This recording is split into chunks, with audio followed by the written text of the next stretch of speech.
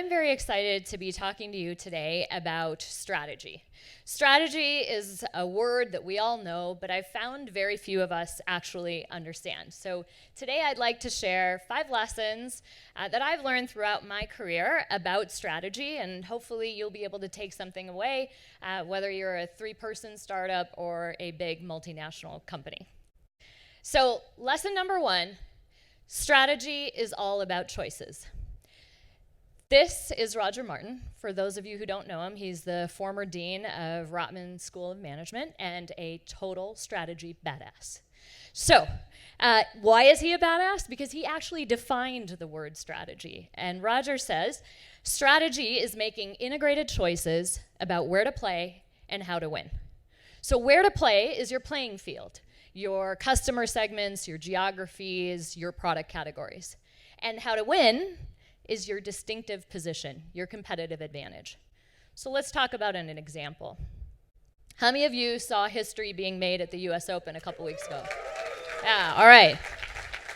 I'm American, but that's okay. So, very exciting. Now, Roger Martin, who I was showing you before, he is the former chair of Tennis Canada, who in 2005 encouraged Tennis Canada to come up with their where to plays and how to wins.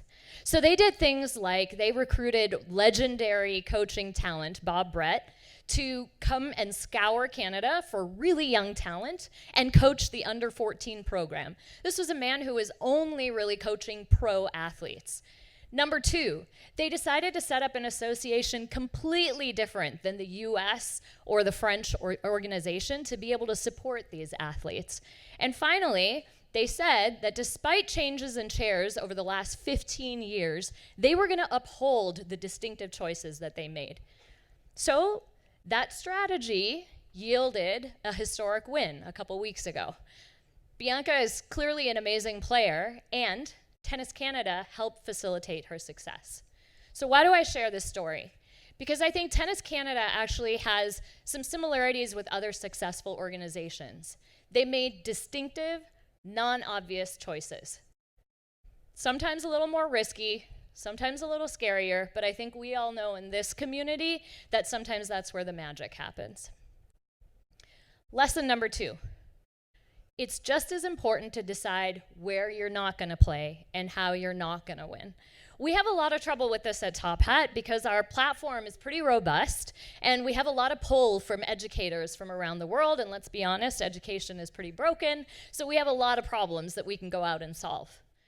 Agreeing on where you're not going to play and how you're not going to win is essential to thriving in technology. Leads me to my next lesson. Write down your strategy. So this is a snapshot of the table of contents from the TopHat strategy. Yes, it's a document, not a deck. And yes, it's 12 pages long, and I'll tell you why in a second. So why do you need to write it down? Number 1, it helps you get aligned. I've been in some strategic conversations at companies like HP, Pearson, Cisco, Gap, TopHat, that feel really contentious, really gnarly, sometimes really frustrating. You want to pull your hair out, but that just means that you're making the tough decisions. And getting that alignment is absolutely critical, and not having it is really expensive. Number 2, writing it down actually gives you a communication tool. We actually are in the process of sharing around this strategy that we developed with our entire employee base. We're allowing people to ask questions at all hands to really understand how the strategy impacts their own day-to-day activity.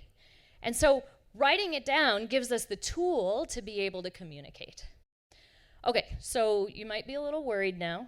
You might be having some commitment issues. Oh my God, I wrote it down, I shared it with the world. I can't change this thing if I want to. Not true.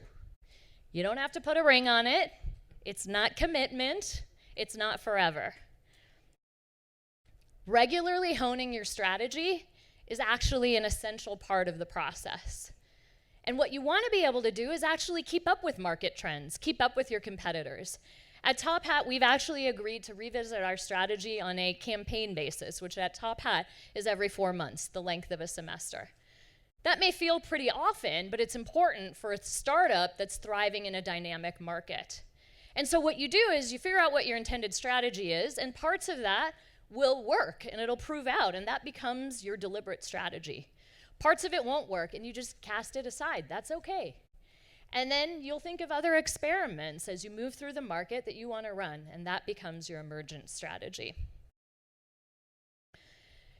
But I'm going to tell you, I'm going to take off my MBA hat, I'm going to take off my business school hat, and I'm going to say that all this strategy stuff is total crap if you can't execute. Right? Tactics matter, okay? So at TopHat, what we've done is actually written down our strategy so that we can get into the specifics of where to play, how to win. We took 12 pages to do that because we wanted to get into the specifics deep enough so that we could all get aligned, and then we could actually operationalize this thing. Tactics matter, as does measuring your success, so that you can constantly learn. Okay, so I'm in the education space, so I'm going to give everybody a homework assignment, okay? And this is so that you can practice your where to plays and your how to wins. Okay, ready? Go home and think about your where to play and how to win for your own life strategy. Figure out what are your distinctive choices. Figure out where you're not going to play and how you're not going to win. Write it down. Share it with someone who's going to hold you accountable. Decide what's going to be intentional and what's going to be kind of experimental along the way. And finally, execute the hell out of it. Thank you. Woo!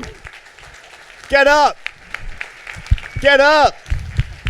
We've started a new tradition now. We're doing it all night long. Maybe forever. Questions? Hi. Hey, just a quick question in terms of, blown away by your talk on strategy. Oh, there's a bit of feedback. I'm just going to duck like this. What is your favorite, book or piece of literature on strategy that you think, most people should read and would benefit from? From the badass himself, Roger Martin. It's called Playing to Win. He's written a ton that's been published everywhere, HBR, his own books. But it really sets a good foundation for a framework that I think can apply in so many different instances. My husband is here. We apply where to play, how to win in our own lives. And I just think it's a great framework and a great read. Mm-hmm. Hi. So I'm new to the country, and as any new person in a country, you're presented with a lot of choices.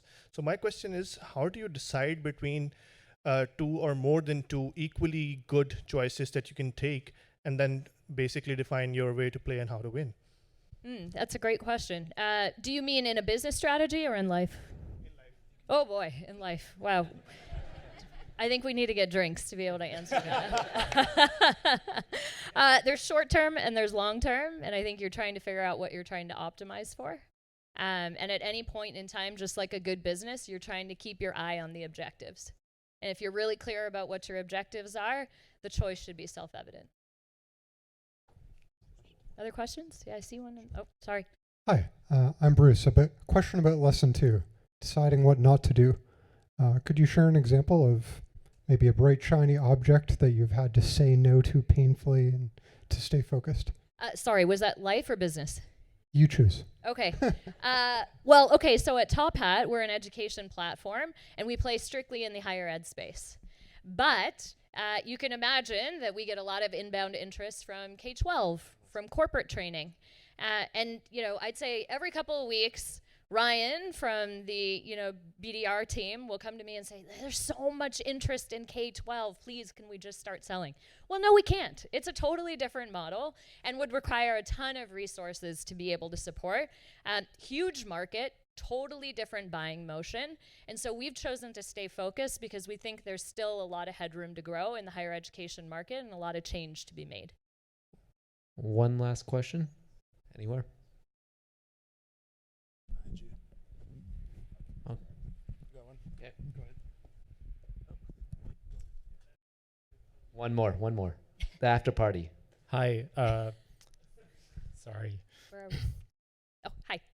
When engineering strategies or devising tactics, how do you, and especially you do it in a group, what recommendations do you have on eliminating implicit and explicit biases?